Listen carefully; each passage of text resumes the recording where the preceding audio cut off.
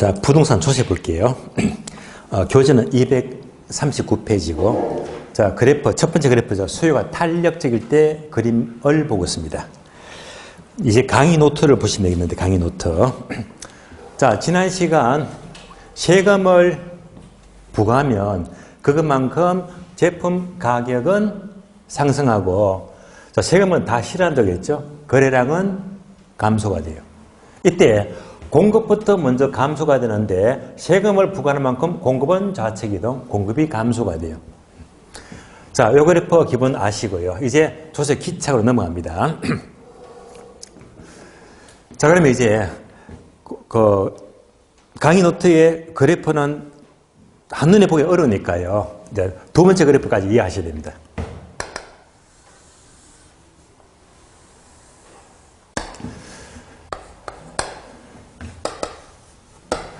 자, 수요와 공급이 있어요.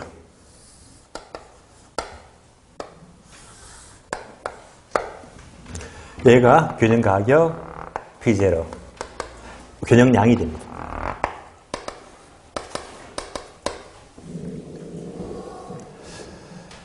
그러면 예를 들어 볼게요. 만약 문구점에 가니까 샤프를 구입해요. 샤프.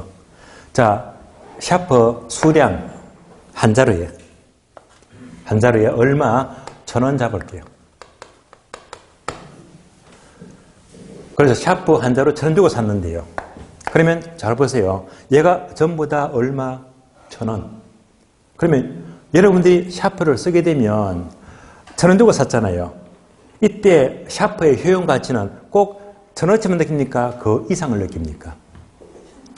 누구든지 그 이상을 느낍니다. 예, 따라서 나는 비록 샤프를 1,000원 주고 샀지만 이보다 더 큰 빚금친 이만큼의 효용 가치를 느낍니다. 이것을 소비자 잉여라고 불러요. 소비자 잉여이다. 항상 소비 목적은요, 내가 준 돈 이상으로 더 큰 잉여분을 느낍니다. 얘가 바로 소비의 목적입니다. 그러면 생산자도 마찬가지입니다. 샤프 한 자루 얼마 받았죠? 1,000원 받고 팔았잖아요. 팔았는데 얘가 공급 곡선이잖아요. 공급자는요, 이것만 받으면 좋아. 요것만. 받으면 좋은데 또 이것 이상의 빚 커진 부분. 예. 얘가 공급자가 남는 거거든. 남으니까 만들잖아요. 얘를 생산자 잉여라고 불러요. 자, 잉여가 뭔지 아시겠죠? 자, 샤프 1,000원 받았다. 공급자가 이만큼 남으니까 샤프 만들고, 소비자는요, 1,000원 주고 샀는데 더 큰 효용가치를 느끼거든. 그러면 이제 중요한 것은 이제 얘를요, 조세 귀착과 접목을 합니다. 응용을 해요. 자, 균형가격 P0. 얘가 빨간 선입니다. 빨간 선. 을 기준으로 위에 부분은 주체가 누굽니까? 소비자. 다른 말로 수요자. 아래쪽은 누가? 생산자. 다른 말로 공급자죠. 공급자. 그러니까 세금도 똑같아. 항상 균형가격 빨간선 기준으로 위에 부분은 수요자가 이만큼 세금 내고 아래쪽 부분은 이만큼 공급자가 세금 낸다라고 보시면 돼요. 그럼 잘 보세요. 얘가 무슨 곡선? 수요곡선.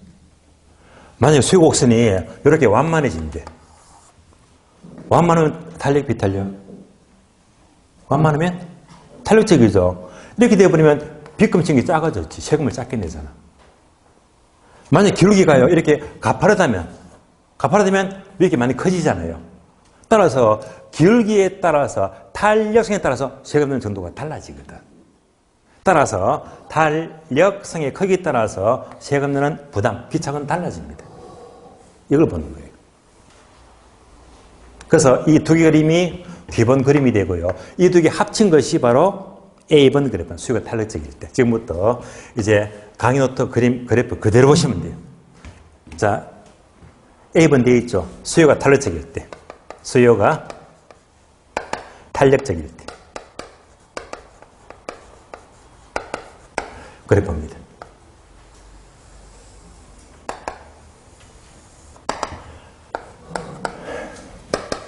참고로 요 그래프는요, 오늘이 마지막이에요. 저는 그래프 그리는 거 안 좋아하거든요.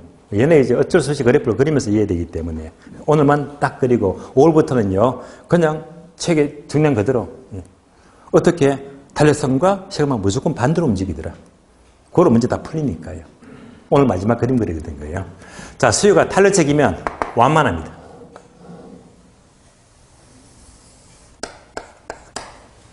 상대적으로 공급은 가파르다.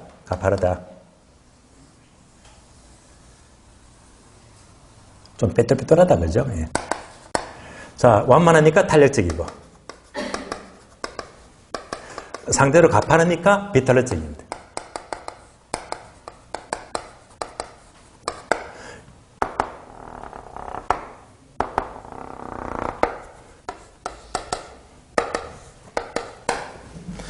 자, 요런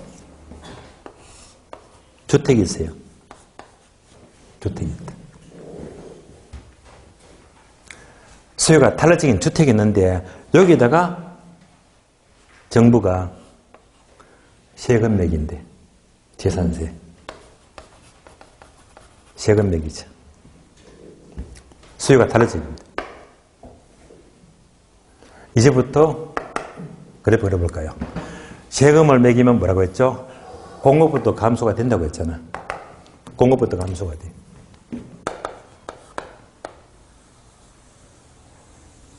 세금을 부과하는 만큼 공급 곡선이 이렇게 감소가 돼요. 그러면 균형점은 흰 점에서 노란 점으로 이동합니다. 그 결과 원래보다 가격은 상승하라, 상승했죠. 원래보다 양은 증가 감소, 감소했죠. 따라서 세금을 부과하면 가격은 상승하고 양은 감소한다. 세금을 부과하면 가격은 상승하고 양은 감소한다. 그래프 다 나온 겁니다.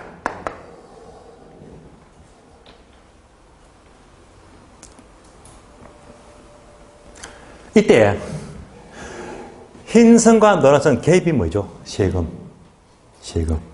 세금 크기입니다. 그래서 노란선에서 쭉쭉쭉쭉 내려와요. 흰선까지. 노란선, 흰선, 이 전체 네모가 얘가 전체 세금 효과입니다. 따라서 노란선, 흰선, 전체 네모가 전체 세금 효과다. 세금 효과. 근데 두 번째 그림. 균형가격 P0 빨간 선, P0 빨간 선. 빨간 선. 구분되잖아요. 위에 거는 세금 누가 낸다고 했다? 수요자가. 아래쪽은 세금을 누가 낸다고 했다? 공급자가요. 얘는 공급자가. 그림 다 끝났습니다.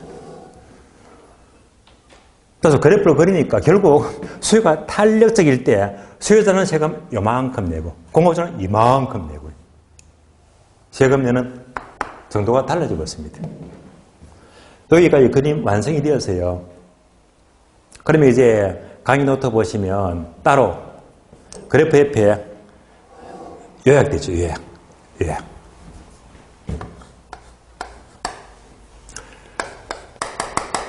요약입니다.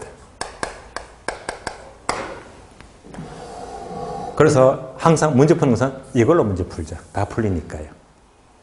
요약을 보시면 탄력성에 따라서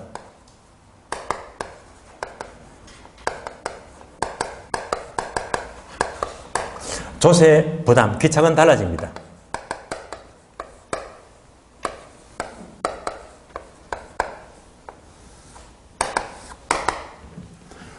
자, 지금 이 그림을 그대로 이제 풀어서 연결합니다. 먼저 수요가 탄력적이다.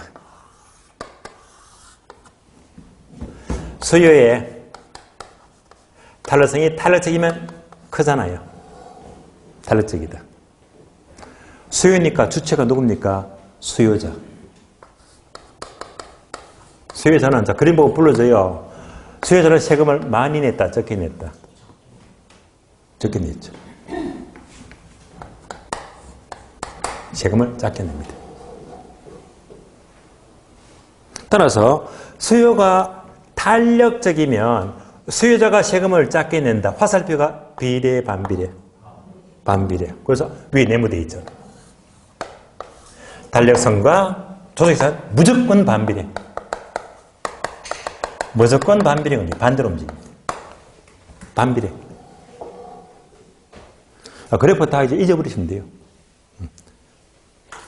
다음에 얘는요, 공급이 비탄력적입니다.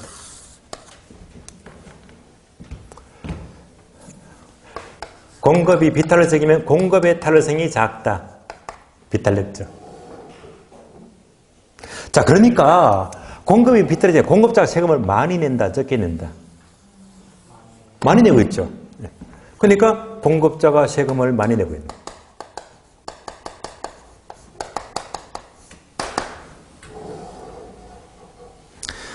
따라서 공급이 비탄력적이면 세금은 공급자가 많이 낸다. 무슨 관계? 반비례 관계.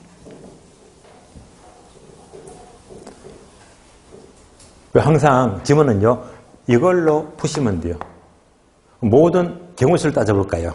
자, 그러면 수요가 탄력적인데 극단적으로 무한대로 크다, 완전 탄력입니다. 반대로 수요자는 세금을 전부 낼까요? 하나도 안 낼까요? 하나도 안 낸다. 반대식입니다. 거꾸로 수요가 탄력성이 작다, 0이다.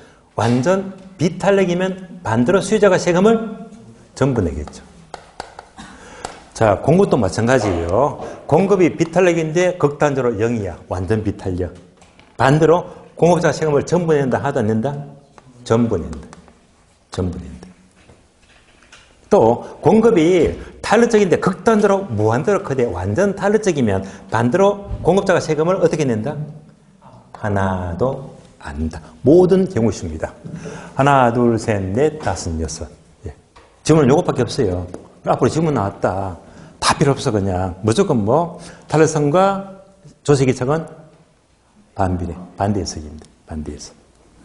자, 그러면요, 이렇게 해서 여러분들이 교재 보시면 되고, 그러면 문제 확인, 기출문제. 지문부 쓰시면. 우리 시험 지문은요, 자, 문제 9번요. 9번처럼 잘 나와. 빈출, 9번입니다. 9번 볼까요? 정부가 주택에 부과하는 재산세를 상승시키면 수요가 완전 탄력적이면 수요가 먼저 커져. 그럼 수요자는 세금을, 수요자는 하나도 안 내니까 누가 전부 낸다? 임대인. 임대인이 공급자잖아요.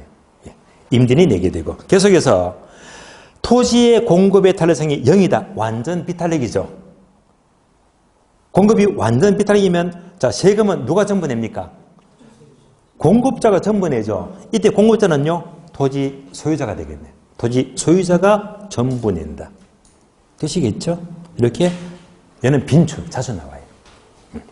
그래서 여기까지 연습했습니다. 탄력성과 조세기차를 보았고, 앞으로 이제 그래프는 이제 1월달 그려드렸고, 이제 3월달 그려드렸는데, 3, 4월달. 5월부터는 이런 그림 다 생략합니다. 조세기차만 나왔다면 무조건 뭐, 요거로 출발합니다. 문제 풀 때도. 다 한다는 전제에서. 자, 정책 마치겠습니다. 이제 다음 차트. 투자로 넘어갑니다. 투자. 251페이지인데.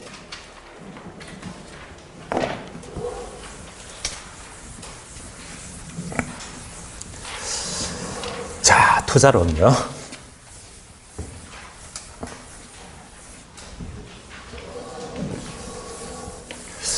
되게 많은 사람들이 부동산 투자, 뭐 주식 투자, 투자를 하는 목적이 뭘까요? 예? 바로 이거죠. 돈 벌려고. 다른 말로 부자가 되려고. 다른 말로 부의 극대화. 그러면 여러분들도 이 공부하는 이유가 뭡니까? 부자가 되려고. 예. 중요보다 더 중요한 게 투자거든요. 예. 여러분도 투자가 돼야 됩니다. 혹시 여러분들이 앞으로 사시면서 자, 누구나 공통적인 목표는요, 부자가 되는 건데, 여러분들은요, 부자 종류가 두 가지 있죠. 큰 부자와 작은 부자예요. 여러분들은 큰 부자가 되고 싶어요? 작은 부자가 되고 싶어요? 무슨 부자? 큰 부자요. 큰 부자. 제가 결론을 말씀드릴게요. 꿈 깨세요. 예. 큰 부자는 택도 없습니다. 왜냐하면요, 큰 부자 여러분 인정합니다. 큰 부자는요, 천운이 타고나는 겁니다. 예를 들면 현대 정주영, 삼성의 이병철 회장, 이런 분들이 큰 부자거든요. 그런 분들은 시대의 운을 타고나야 됩니다. 재산도 막 몇 천원, 몇 조 원입니다. 그렇게 될 수가 없잖아요. 그죠? 여러분들은, 자, 큰 부자는, 하늘에서 이제 길을 바라야 되고, 여러분들은 그런 꿈 버리시고요. 어떤 부자? 작은 부자도 좋은 겁니다. 작은 부자 같으면 보통 우리 부자잖아. 예를 들면, 뭐, 재산이 30억이다, 50억이다, 100억이다. 다 작은 부자예요. 그래서 누구나 부자가 되기를 꿈꾸고 있습니다. 근데 이런 말이 있죠. 인생을 살다 보면 정말로 큰 기회가 몇 번 온다? 3번 온다고 하죠. 그 3번 중에 한 번만 잘 잡으면 누구나 부자가 될 수가 있어요. 혹시 그 3번의 기회를 아십니까? 모르시네요. 가르쳐 드릴까요? 이거는 공부보다 더 중요한 건데, 그건 매니까 안 되거든요. 그래도 여러분들이 날아가니까 가르쳐 드리겠습니다. 3가지. 하나만 잡으시면요, 틀림없이 부자가 돼요. 3번의 기회. 첫 번째는요, 첫 번째. 부모를 잘 만나야 됩니다. 인정 안 해요? 맞습니다. 예. 부모가 중소기업 어느 회사 사장이야, 회장이야. 예. 자식은 금수저, 다이아몬드 수저. 평생 갑니다. 참고로 저는요, 그런 기회를 놓쳤습니다. 놓쳤어요. 그럼 이제 두 번째 기회. 두 번째는요, 자식을 잘 만나야 됩니다. 맞습니다, 이것도요. 축구선수 손흥민 보세요. 야구선수 이정우 보세요. 1000원대가 넘어갑니다. 엄청나잖아요. 예. 그걸로 끝나버렸지, 그냥. 여러분은 두 번째 길을 잡았습니까? 저도 못 잡았습니다. 예. 그러면 세 번째 길.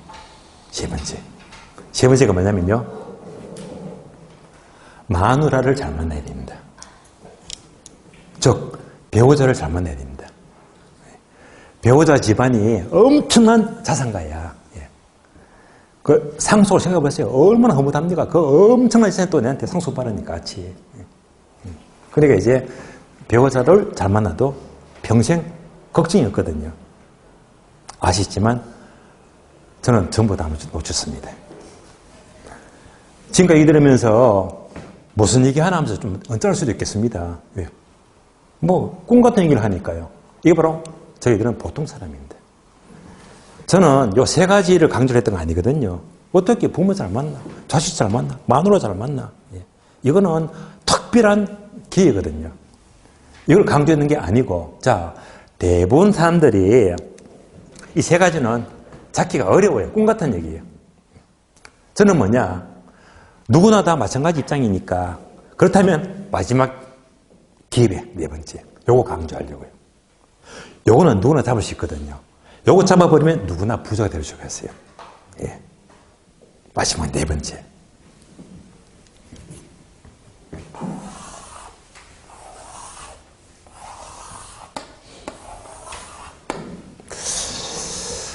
자, 마지막 4번째 개는요, 글자가 4자. 힌트를 드렸습니다.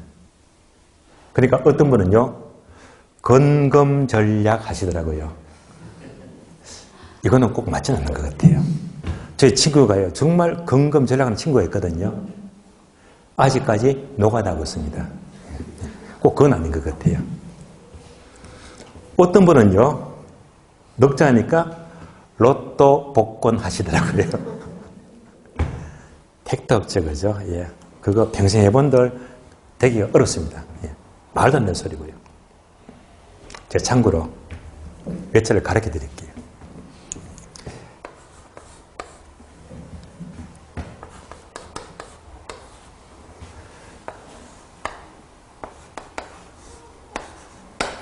참고로 인생 종입니다. 그러면 답이 나오기 싶은데 이래가 어떤 분은요,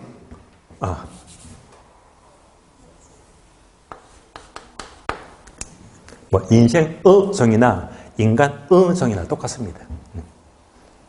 어떤 분이 또 답합니다.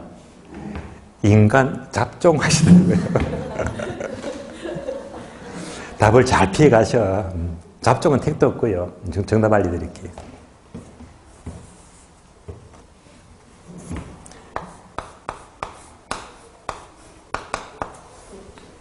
인간 독종입니다. 인간 독종. 그래서 이것만 지키면 누구나 부자가 될 수가 있어요. 특히 옛날에 서울의 신림동, 고시촌 독하게 공부해야 됩니다. 3년 걸리건 5년 걸리건 사법고시, 행정고시 등등 변리사부터 해가 죽으라고 공부합니다. 악착같이 뭐죠? 지독하게 공부합니다. 그렇게 폐사가 되었다면요, 합격했다. 길이 창창하잖아요. 그러면 뭐가 됩니까? 이 자체가 다른 말로 뭐가죠? 자수성가예요. 지가 노력해가지고. 그래서 이건 정말 중요한 것 같아요. 여러분들은 비록 사시행시는 아니지만 그래도 공인중개사 이 공부를 하고 계십니다. 그런데 이 공부도 마찬가지입니다. 그냥 하시지 마시고 좀 더 독하게 독종근성. 근데 이 독종근성은요 조금만 하면 돼. 중개사는요 되게 어려운 시험을 하기 때문에. 그래서 원래만큼은요 지독하게 독학 정도는 필요가 없겠지만 약간만 독종근성 발휘하시면 우리 시험은 되고도 남습니다. 대신에 실물을 독하게 해요. 실물을. 그게 돈 내는 거니까요. 실물을. 그래서 우리 시험은 충분히 요거 약간만 발휘하시면요 문제가 없습니다. 합격하신 다음에 앞으로 이제 좀 더 독종근성 발휘하시면 누구나 예 없이 부자가 될 수 있거든요. 저도 아직까지는 이 작은 부자, 만족할 만큼 부자가 못 됐습니다. 되기 위해서 좀 독하게 살고 있거든요. 그런데 약간 독하게 꾸준히 좋은 습관 갖고 하고 있지만은 이렇게 하게 되면 언젠가는 꿈은 이루어지거든요. 여러분도 마찬가지입니다. 올해는요 조금만 독종근성 발휘하세요. 시험 걱정 없습니다. 투자 보겠습니다. 자, 투자는요 일단 목차부터 봅니다.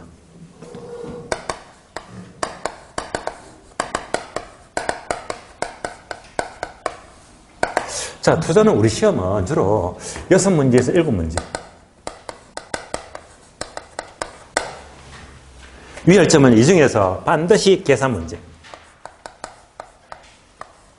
자, 계산 문제는 무조건 2문제 출발입니다. 몇 문제? 3문제. 계산 문제가 2-3문제. 참고로 작년 시험은 8문제 나왔고, 8문제. 계산 문제가 4문제, 4문제. 엄청납니다. 자, 그래서 항상 계산 문제는 2문제는 2문제는 늘 나오지만 저는 주로 3문제를 강조합니다. 2문제는 무조건 출발이고요. 자, 먼저 첫 번째. 첫 번째는요, 투자의 의의부터 공부합니다. 의의. 투자가 뭡니까?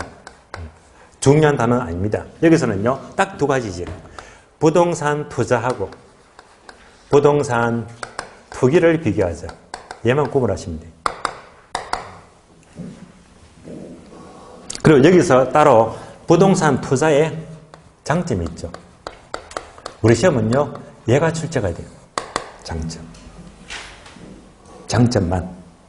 장점도 여러 가지가 있는데 그 중에서도 특히 지렛대 효과.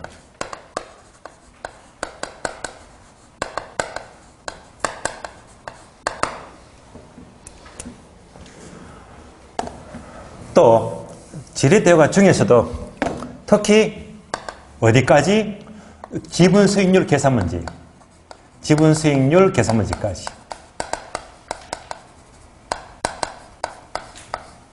그래서 의의만 나왔다면 사실 얘만 잘하시면 고득점입니다. 여기서 계속 문제가 나옵니다.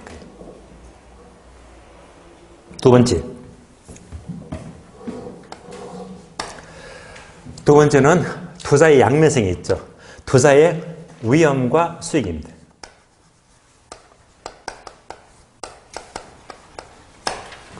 당연히 투자는 수익을 극대화하기 위해서 투자를 하겠지만, 그러나 투자가 잘못되면 위험이 클 수도 있습니다. 이때 위험이 크다면 위험을 줄이기 위해서 계란은 한 방울이 담지 말자. 아시죠? 바로 분산 투자, 즉 포트폴리오입니다.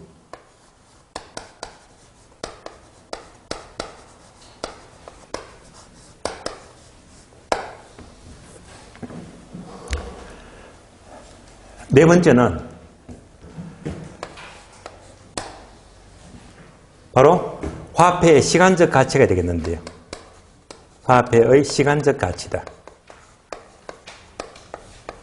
자, 쓰진 않겠습니다. 크게 두 가지, 현재 가치와 미래 가치 두 가지. 이 파트는 되게 어려워요. 정말 어려워요. 그래서 자, 이 두 개 파트인데 포트폴리오는 제가 1월, 2월 강의에서 빠짐없이 설명을 다 드렸거든요.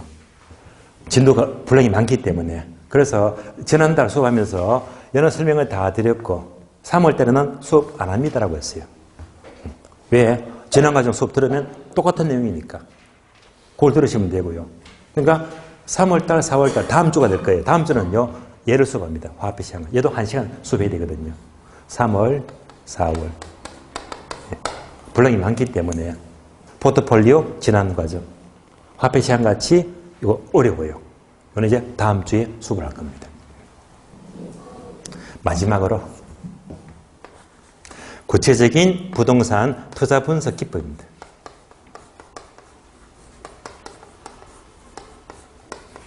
다섯 개 파트인데요. 여기서 가장 중요한 것은요. 5장입니다.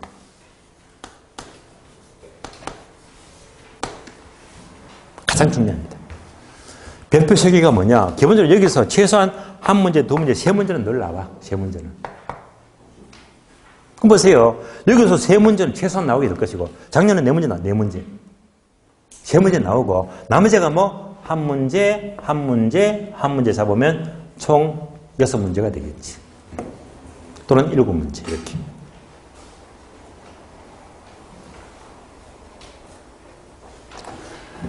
자, 그래서 이제 오늘 수업은요, 이 5개 목차 가운데 어디까지? 오늘은요, 위험과 수익까지는 공부를 해야 됩니다. 여기까지 진도를 갈 겁니다. 자, 그러면 먼저 투자에 의의하게 되면 얘는요, 다른 거 다 무시해버리고, 뭐, 지렛대 효과, 지분 수익률 계산 문제, 이것만 집중하면 되겠는데요. 일단, 자, 의의가 나왔으니까 확인합니다. 251페이지. 1번 투자 개념. 동그라미 1번 부동산 투자는 일단 밑줄 합니다. 현재 지출과 장래 수익을 교환하는 행위 밑줄. 장래 수익을 얻기 위해서 현재 지출을 하잖아요. 한 장 넘어갑니다. 동그라미 3번, 4번 묶어주고 3번, 4번. 3번은요. 밑줄 합니다. 부동산 투자는 취득 플러스 운영 플러스 처분 과정 밑줄. 4번은요. 밑줄 하세요. 두 개는 운영 과정이 없으므로 밑줄. 자, 확인합니다. 그대로 적어볼게요. 투자는 뭐라고 했죠? 자, 먼저 취득 단계, 다음에 운영 단계, 다음에 처분 단계다. 이렇게 3단계 과정을 거칩니다. 그럼 여기서 땅을 사서요, 운영한다. 이때 운영한다는 것이 다른 말로 사용과 수익을 말해요. 사용 수익이다. 그러니까 부동산 투자를 하게 되면 사용, 수익, 처분이 모두 가능합니다. 사용, 수익, 처분할 수 있다. 유의할 점은요. 이때 사용 수익에서 생길 수 있는 것을 가리켜서 이것을 소득이득이다. 처분에서 생기는 이득은 자본 이득이 돼요.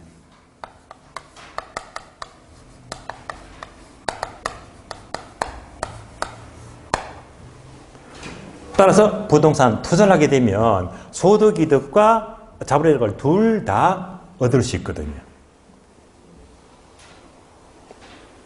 반면에 투기는요, 자, 취득 단계 있습니다. 그러나 운영 단계가 없다.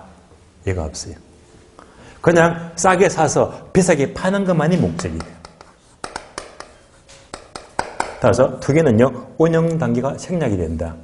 다른 말로 소득 이득이 있다, 없다. 없다, 없다. 오로지 투기는요, 매매 차익이죠. 자본 이득만이 목적입니다. 여기까지만 비교하시면 됩니다. 어휘가 되고. 그러면 교재 보시면 목차 2번 투자의 장점과 단점인데 괄호 1번 장점, 오른쪽 페이지 괄호 2번 단점. 단점은 가볍게 읽어보시고 시험에 안 나와요. 그래서 1번 장점만 확인해. 장점 있죠. 장점도 여러 가지가 있는데 뭘 보자? 지렛대 효과 하고 기본 수익률. 얘를 집중하세요. 따라서 자, 투자의 장점은요. 동함 1번 밑줄합니다. 1번 지렛대 효과 밑줄, 2번요 절세 효과 밑줄. 자, 절세 효과는요 땡땡 단어 두기 밑줄 하세요. 감가상각비와 대출 이자 밑줄. 그러니까 부동산에 투자하면 감가상각비하고 은행에 대출받는 이자 있죠. 얘는요 그것만큼 세금에서 공제받거든요. 공제받는 만큼 절세 효과입니다. 다만 이때 감가상각비하고 대출 이자는 주로 법인을 차렸을 때 여러분들이 이제 법인을 운영하면요 이런 것들 다 공제받거든요. 세금에서 유리합니다. 3번요. 밑줄 하세요. 구매력 보호 괄호 인플레이션 해지 밑줄. 부동산 투자는요 그만큼 인플레이션에 유리합니다. 인플레가 뭐라고 했죠? 화폐 가치가 떨어져요. 상대로 물가가 상승하죠. 이럴 때 투자하게 되면요 화폐 가치가 하락할 때 투자가 유리하단 말입니다. 인플레이션에 강해요. 유리합니다. 오른쪽 페이지. 또 5번도 밑줄입니다. 소득 이득과 자본 이득 밑줄 둘 다 얻을 수가 있습니다. 자, 지금 체크된 것들이 주된 투자의 장점들인데요. 그러면 그 중에서 요거 지렛대 효과. 넌 아래 보니까 목차 3번이 있죠. 지렛대 효과. 예, 따로 설명합니다. 그러면 지렛대 효과는 미리 말씀드리는데 자, 지렛대 하게 되면 우리 시험은 얘는요 이론 문제, 얘는요 계산 문제. 그동안 기초문제 분석하면요 이론 문제가 4번 나왔어요. 4번. 다음에 지분 수익률 구하시오. 계산 문제가요 무려 8번. 합쳐서 12번입니다. 그래서 계산 파트에서는 요것밖에 출제가 안 되는구나. 뭐가 더 중요해? 계산 문제가요. 항상 계산 문제는 득점하고 4걸로 만들어야 됩니다. 이론 문제는 4번은요 별로 나온 거 아니거든. 계산 문제가 되게 중요합니다. 이렇게 기출 체크부터 해드렸고요. 자, 그러면 이제 자, 교재를 봅니다. 교재 체크하고 설명드리겠습니다. 교재 보시면 지렛대 효과. 첫 줄, 지렛대 효과란 밑줄 하세요. 타인 자본을 이용하여 부채 비율의 증감이 지분 수익률에 미치는 효과 밑줄. 바로 밑에 포인트 있죠. 지렛대 종류. 항목 3개. 자, 첫 번째 정의 지렛대 땡땡 모두 밑줄합니다. 정의 지렛대는 땡땡. 지분 수익률이 가장 크고 다음에 총수익률, 다음에 저당 수익률이다. 두 번째도 밑줄 하세요. 부의 지렛대는 거꾸로 지분 수익률이 가장 작고 다음에 총수익률 그리고 저당 수익률이 가장 큰 경우다. 부만 바뀌었네요. 결론부터 보았고요. 지금부터 설명드립니다. 지금부터 강의 노트 보시면 돼요. 강의 노트 봅니다.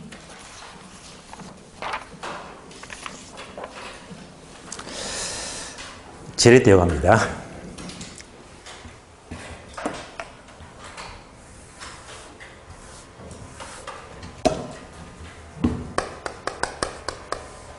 자, 지렛대 효과 또는 레버리지 효과인데요.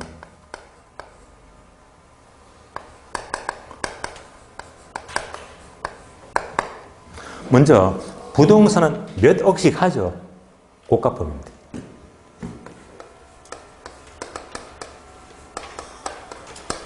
자, 몇 억씩 하기 때문에 은행에 융자받죠, 대출. 그래서 금융부채가 필요합니다. 다른 말로 차익금이죠.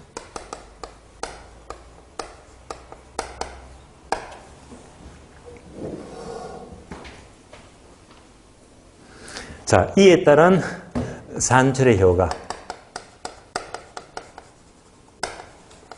이것을 지렛대라고 불러요. 그래서 강의도 보시면 크게 종류가 세 가지가 있더라. 자, 첫 번째가 정의 지렛대. 두 번째가 부의 지렛대. 세 번째가 중립적 지렛대, 즉 영의 지렛대가 됩니다.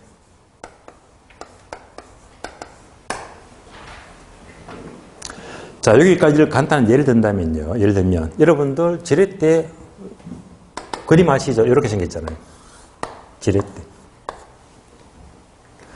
자, 지렛대는 아주 무거운 짐을 들기 위해서는 힘을 조금만 주면 돼요. 이때 이 힘을 조금만 준다 바로 예를 말해요. 은행의 빌리자, 금융부채, 차익금입니다. 예를 들면 은행에 돈을 빌려요. 얼마? 5천만 원. 연이자 몇 프로? 5% 잡을까? 자, 은행에 5% 이자로 5천만 원 빌리고 내 돈 5천 못해서 합 1억. 1억 갖고 투자를 합니다. 투자를 잘 해가지고요. 1년 동안에 얼마? 무려 20% 수익을 냈대요. 대박이죠. 이렇게 냈다면요. 20% 수익을 냈다면 은행이자 5% 갚아주고도 내가 15% 더 먹었잖아요. 얘가 뭐죠? 크게 먹었지. 얘가 바로 플러스, 바로 정의 지렛대입니다. 크게 먹었습니다. 이럴 수도 있겠네요. 은행에 5천 빌렸고 연 이자가 5%인데요. 내가 5천 보태서 합 1억 하고 투자를 했는데 수익은 냈는데 1년 동안에 겨우 2%밖에 안 돼요. 2% 수익입니다. 은행 이자가 된다 안 된다? 안 되잖아요. 이건 잘못 빌린 겁니다. 손해봤잖아요. 얘가 뭡니까? 바로 마이너스 부의 지렛대입니다. 그리고 영의 지렛대는요. 자, 정도 아니고 부도 아니고 지렛대는 전혀 없는 경우는 영의 지렛대입니다. 자, 그러면 이제 각각 단어가 3개 있죠.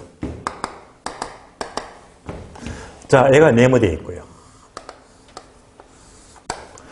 자, 이때 네모가 바로 그 유명한 바로 지분 수익률입니다. 지분 수익률이 가장 크고요. 다음에 총수익률.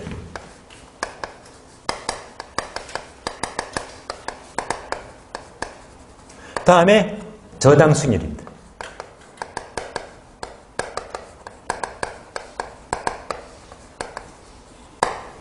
그리고 이 부호가 바뀌어요. 얘가 가장 작고 이렇게 움직이더라. 이러면 바로 손해 마이너스 부호의 지렛대가 되고요. 세 가지가 똑같아요. 똑같으면 지렛대가 없다. 0의 지렛대입니다.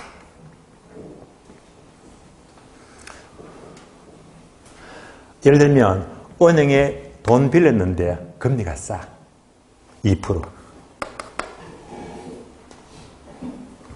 이렇게 돈 빌렸고 내 돈 보태가지고 1년 동안에 10% 수익을 낼 수 있잖아요. 은행 이자 갚아주고 내가 더 크게 많이 먹었죠. 근데 알짜 수익은요 한 25%가 돼. 이자는 적고 총수익보다 내 걸 가장 크게 많이 먹었잖아. 얘가 뭐죠? 바로 정의 지렛대입니다. 그럼 답이 나왔지요. 정의 지렛대는요 출발이 높은 이자, 낮은 이자. 예, 낮은 이자.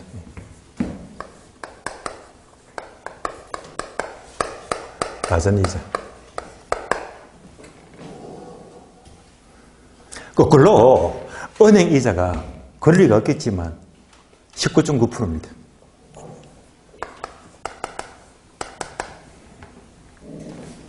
제2금융권, 3금융권 레벨이죠. 이렇게 빌려서 수익은 10% 냈대. 얘가 얼마나 큽니까? 내가 아무 수익 내더라도 갚아줘도 나는 오히려 마이너스라. 얘는 부해질이 됩니다. 그럼 답이 나왔지? 높은 이자, 낮은 이자. 높은 이자.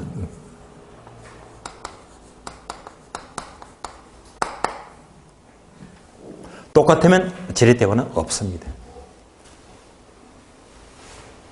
그러면 이제 정의 지렛대는요, 이자보다 총수익이 크고 전체 알짜 수익, 지분 수익이 가장 큰 경우인데요.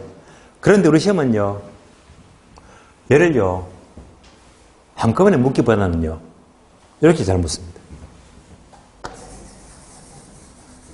얘랑 얘를 물어볼 수도 있겠네요. 그러면 저당 수익률보다 총수익이 높은 경우에 정해지대가 발생한다. 맞는 말입니다. 그래서 이제 주 단어를 이렇게 끄집내면서 묻더란 말입니다. 결국 재료효과는요, 얘를 가장 크게 만들어야 지분 수익률, 얘를 가장 크게 만든다. 이때 지분 수익률 하게 되면 뭐였죠? 계산 문제. 몇 번? 8번. 엄청 많습니다. 그래서 얘는요, 계산 문제가 중요하다. 그럼 이제 강의 노트 보시면, 강의 노트. 자, 설명을 쭉 드리면서, 아래 보니까 박스, 공식 있죠, 공식. 예. 공식은 여러분들이 암기를 해야 됩니다. 공식 옮겨보겠습니다. 분모가 지분 투자액입니다.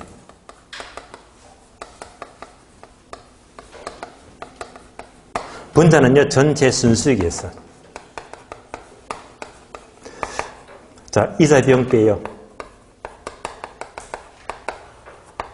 플러스 가치 상승분이다. 단어 4개.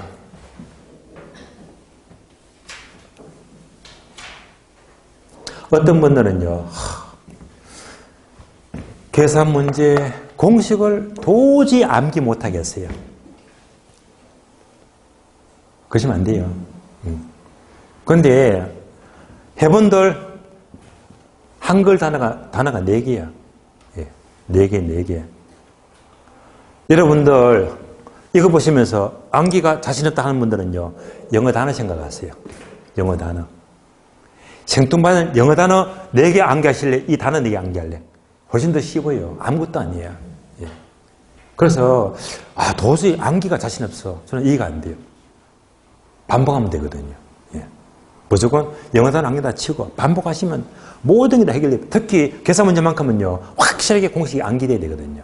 그러면 이 단어 4개에 별로 어려운 거 아닙니다. 공식이 암기되었다면 숫자만 따박 넣어주면 기가 막히게 정답이 나와. 예. 계산 문제는요, 착해요, 문제가. 왜? 공식에다 숫자만 딱딱 넣어주면 답이 정확히 나오니까. 그래서 어떤 분들은, 공부가 되신 분들은요, 계산 문제를 더 좋아합니다. 더 좋아해요. 불변의 공식입니다. 문제 풀어볼까요? 문제 보세요. 오늘 문제 보세요. 11번.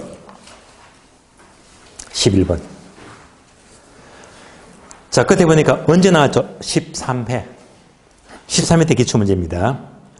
자기 자본, 내 돈이죠. 내 돈이 300억. 은행에 연 7%로 타인 자본, 은행에서 700을 조달 빌려서 오피스 빌딩을 매입하였다. 이 경우에 연간 순영업 소득이 100억 올렸다면 지분 수익률은 몇 프로 될까요? 하니까 감안 잡히죠. 이 문제 보시면서 결국 뭡니까? 포인트는 하나, 둘, 셋, 4가지만 찾자. 찾으려면요, 일단 문제를 분석합니다. 이렇게. 자, 첫 단어. 내 돈 얼마? 300억요, 지분. 내 돈 300억. 그럼 나머지 은행에 얼마 빌렸죠? 700억 저당입니다. 얼마? 700억. 근데 이자가 몇 프로겠죠? 7%죠. 이거 암산 안 돼요? 7, 7이 49, 49억입니다. 이제 문제가 쉬워져요.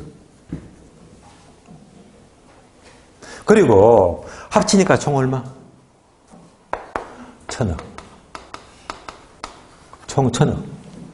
1등입니다. 근데 얘가요, 순수익이 얼마나 있죠? 순영업소 순수익 얼마? 100억. 끝. 이러면 이제 분석이 끝났네요. 이제 이것 보고 숫자만 넣어주면 돼요. 자, 지분 투자액 얼마입니까? 300억. 순수익 얼마? 100억. 이자 얼마? 49. 가격 상승 얼마? 자료가 없죠? 없으면 0이야. 생략. 0이야. 얼마나 간단합니까? 점수를 그냥 주는 거지. 지분택 300이죠. 암산되죠. 51억. 또 암산한대요. 3일은 3, 37, 21. 정답 0.17. 정답 17%.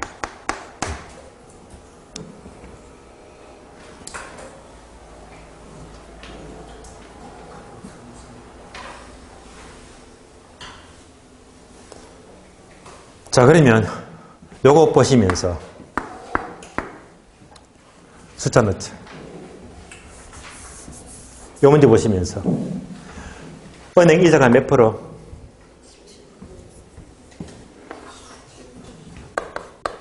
7%. 총 수익률 1000억에 10억이잖아. 몇 프로? 10%.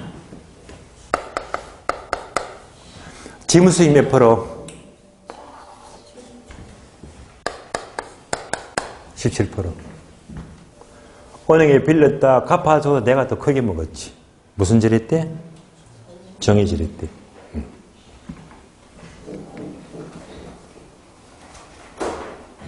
자, 추가적으로. 자, 13번, 11번이죠, 문제야. 11번에 요거 이렇게 표시하세요, 이렇게. 요거. 요것만 적어줘요. 추가 자료. 추가 자료.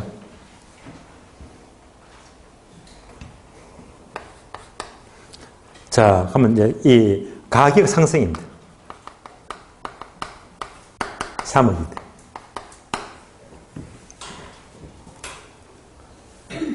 요거 추가세요, 이렇게. 자, 1000억짜리 빌딩이에요.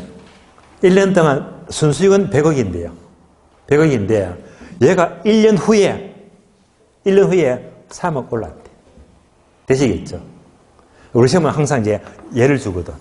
1년 후에 3억 올랐으니까 1003억이네. 3억 올랐대. 풀 수 있겠죠? 그럼 여기다가 뭐만 더하면 되겠지? 가격 상승이 얼마나 있다? 3억. 끝. 그럼 얘가 얼마가 돼요? 54억. 그러면 몇 프로가 되지? 18%죠. 18%. 그래서 우리 시험은요, 얘를 집어넣거든요. 그래서 기본 수익률 계산문제 나왔다면요, 하나, 둘, 셋, 넷만 찾으면 그냥 정답이에요, 정답. 얼마나 덕잡하게 좋습니까? 문제만 딱 분석해서 넣어주면 그대로 답이니까. 아직까지 이런 부분들은요, 이런 문제가 가장 많이 나왔습니다.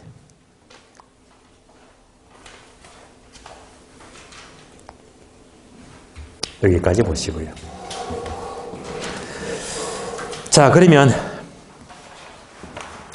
교재 255페이지. 메모 2번. 투자의 위험과 수익이 있죠. 2장. 위험과 수익은 쉬었다가 마지막 시간 설명을 드리겠습니다. 쉬겠습니다.